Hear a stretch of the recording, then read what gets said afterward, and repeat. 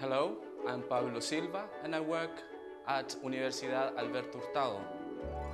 Today, we're going to discuss some of the key aspects that we need to consider in order to assess language learning. That is to say, use the information we get from assessment procedures to improve students' learning.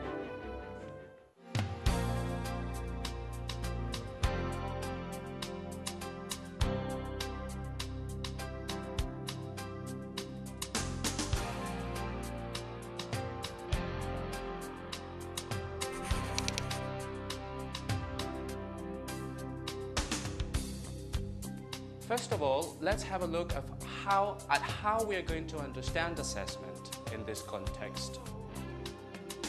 Assessment is to be understood as an investigation process set up to gather specific information about students' learning, what they know, what they understand, and what they are able to do in order to communicate effectively in English.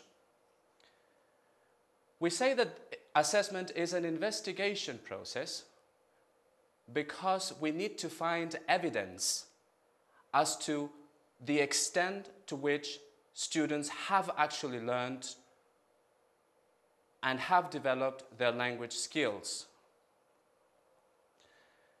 It is also a process because it doesn't only involve the application of a test in a classroom, but the whole process of preparing an assessment instrument and also the further interpretation of that assessment procedure results. We're focusing on assessment on students' learning, that is to say, what students know, the knowledge they bring with them, what they understand, and also what they are able to do with that knowledge and that understanding. The end of this learning is that the students are able to communicate in English effectively. In order to assess, we need to set up a task. That is to say, we need to give students a context in which they can act and demonstrate what they've learned. Assessment can be used, or the results of an assessment procedure can be used in two rather different uses or contexts. The first one is to report learning. That is to say, at the end of the learning process, that is, it can be a course or a semester or a year, just to know how students did and what students learn during that course.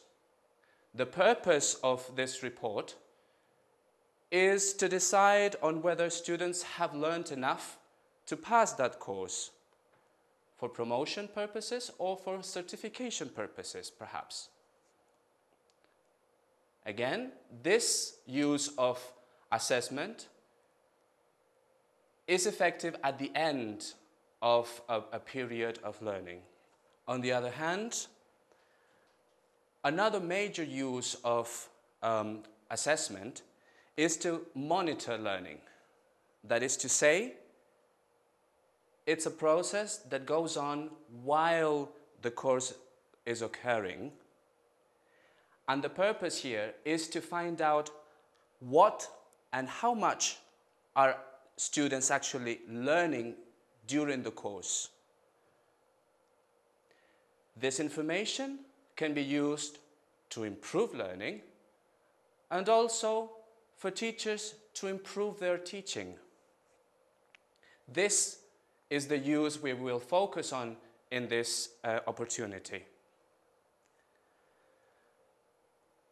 A key concept that we need to understand in order to talk about assessment and proceed with assessment is that an assessment procedure is needs to be valid.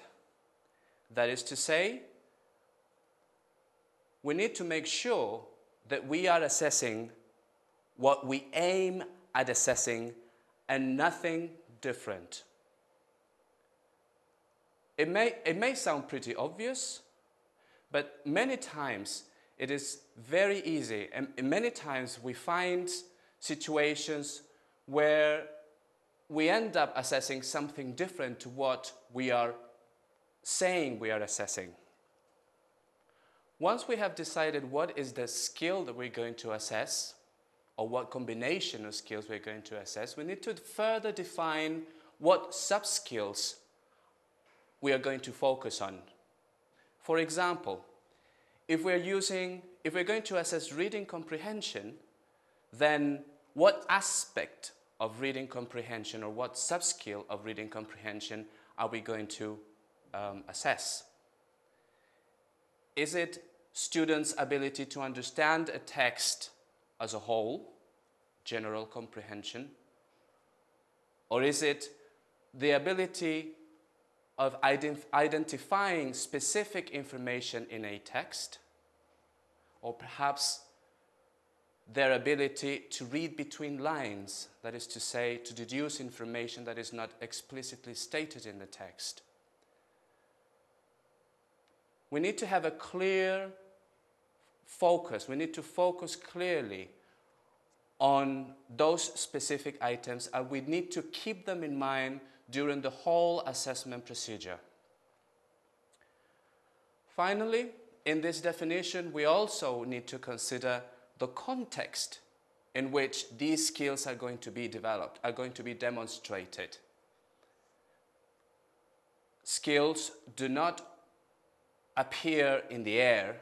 They normally appear within a context, and in the case of communication skills, this context is normally a text.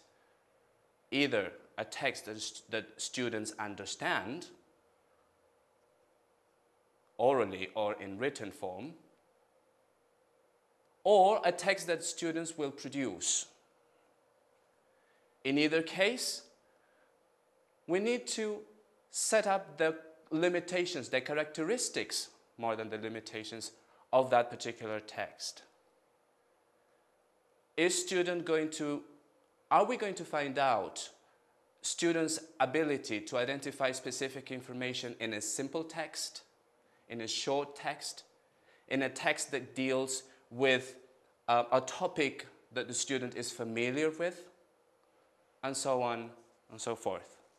So in this first step of definition of what we are going to assess, we can use two references. The first one is Objetivos Fundamentales y Contenidos Mínimos Obligatorios, which is the official document where all the contents and objectives defined for state schools are stated. You can have access to that information in www.curriculum-mineduc.cl,